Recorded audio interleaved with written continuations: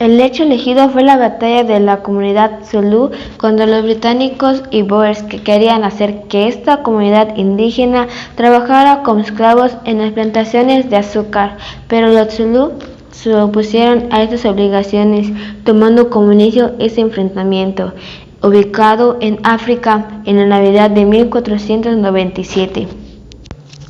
Las interacciones étnicas que se vieron vinculadas a este hecho son el de prejuicio de los británicos a los indios de la tribu Zulú, devaluándolos con base a los atributos que tienen, como en el que pertenecen a una comunidad rural.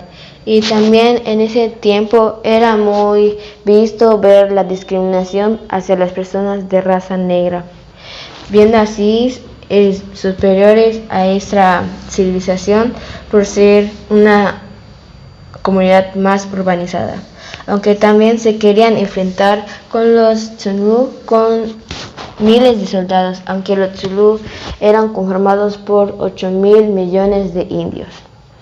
En esta batalla también se puede ver otra interacción étnica, porque los Zulú querían hacer genocidio con los británicos, es decir, la eliminación deliberada de ese grupo mediante el asesinato masivo por haber invadido sus tierras y también por obligarlos a trabajar para ellos, en donde se hizo muy popular el acantilado de Cobards Brush, en donde eran arrojados los que regresaban desarmados o con heridas en la espalda de esta tribu.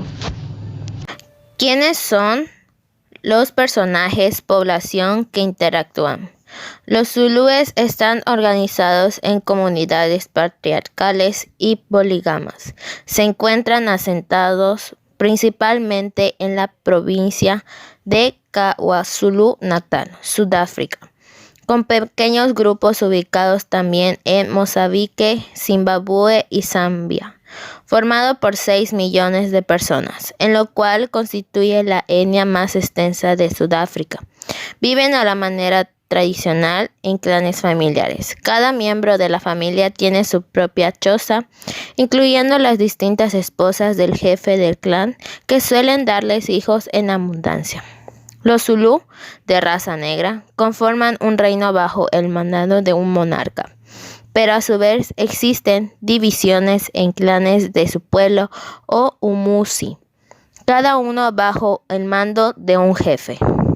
Año y lugar donde se realiza o realizó la interacción. Fundado en 1709, entre los siglos XVIII y XIX, el reino Zulú se extendió como monarquía a lo largo de la costa del Océano Índico, desde el río Tugela en el sur hasta el río Pongolo en el norte, bajo el mando de Shaka Zulu, quien llegó a enfrentarse y a vencer en varias batallas contra el Imperio Británico. Shaka Zulu fue el líder que los convirtió en un imperio y los entrenó como guerreros profesionales hasta que los británicos los sometieron. Pero aún así se consideran libres en su tierra de Zululandia. El continente africano es el Zulú, que vive en la actualidad rodeada por una civilización extraña. Este pueblo de antiguos guerreros habita cada día más en modernas granjas de gallinas junto a aldeas con chozas sin agua ni luz. La mayoría de ellos se encuentran en la región de Zululandia, al este de la República de Sudáfrica. Actualmente, algunos han elegido la vida urbana, que en un pueblo que se dedica como todo a la cría de ganado y a la agricultura, todo en pequeña escala, y para el autoabastecimiento. La Guerra Anglo-Zulú de 1879, a pesar de sus pequeñas dimensiones, ha sido un conflicto muy tratado por la historiografía militar. Aunque se trata de una pequeña guerra en la enorme red de operaciones que el Imperio Británico llevó a cabo por el mundo durante el siglo XIX, es probable que tras la ocupación del territorio zulú hubiese una motivación muy puramente económica. Otra posible causa de la conquista de Zululandia fuese la de conseguir mano de obra. La verdadera causa del conflicto es de naturaleza geopolítica y se encuentra relacionado con el autocomisionado Sir Henry Bartle Edward Firrey.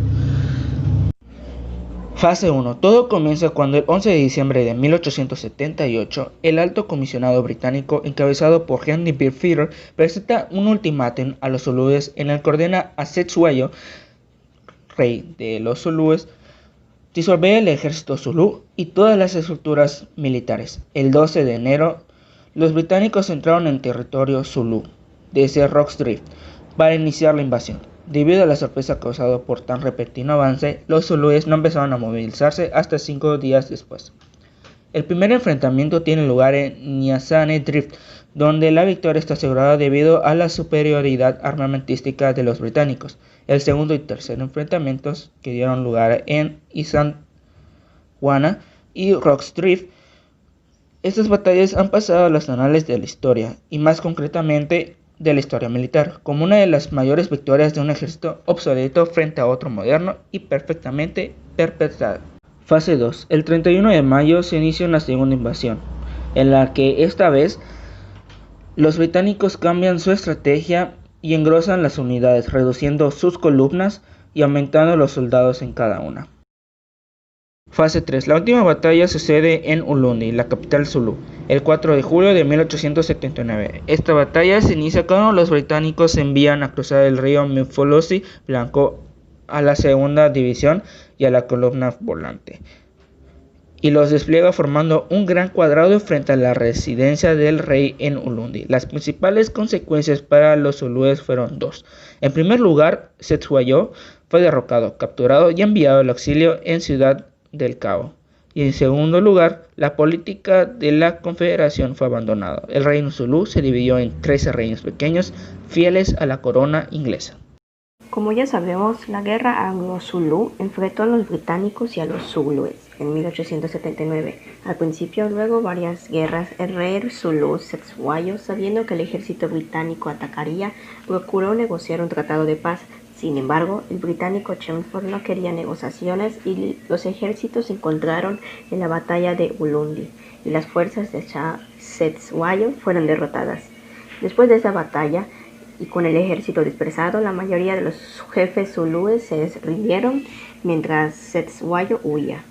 El británico Sir Garnet Wolseley nombró a un residente que debía ser el canal de comunicación entre los jefes y el gobierno británico. Ese arreglo trajo disturbios y en 1882 el gobierno británico decidió reponer a Cetshwayo en el poder. Hacia 1888 toda Suzulandia había sido anexionada por los ingleses y en 1897 se convirtió en parte de la colonia de Natal y más tarde se convirtió en la parte de la Unión de Sudáfrica. En la década de 1970, varias zonas de Suzulandia pasaron a formar parte de la región denominada KwaZulu. En 1994, cuando se celebraron por primera vez en el país elecciones multirracionales, las provincias de KwaZulu y de Natal se fusionaron, formándose la provincia actual de KwaZulu-Natal. En la actualidad, el pueblo zulú se ha incorporado a la vida política del país a través de una originaria organización cultural zulú, que en 1976 se convirtió en un partido político de la República de Sudáfrica. El Acta de Sudáfrica de 1909 fue un acta del Parlamento británico que creó la Unión Sudáfrica de las colonias británicas del Cabo de Buena Esperanza, Natal, Río Orange anterior y el Transvaal. La Unión Sudafricana consiguió plena autonomía legislativa dentro del Imperio Británico, lo cual significaba en la práctica una casi completa independencia del país, pues se reconocía al monarca británico como jefe de Estado, pero el sistema gubernamental era de tipo parlamentario. Nuestra perspectiva sobre todo este hecho de la guerra zulú y los británicos nos causó conmoción, pues es algo que nosotros sabemos ya que sucedía constantemente en la antigüedad. Estos hechos sobre querer apropiarse de tierras conocidas e imponer tu gobierno en aquellas tierras, hacer guerras, genocidios, etc. Esto era lamentablemente muy común en aquellas épocas y en la actualidad sigue sucediendo, aunque ya no hacen genocidios, pero con el mismo objetivo de arrebatar las tierras a los grupos étnicos.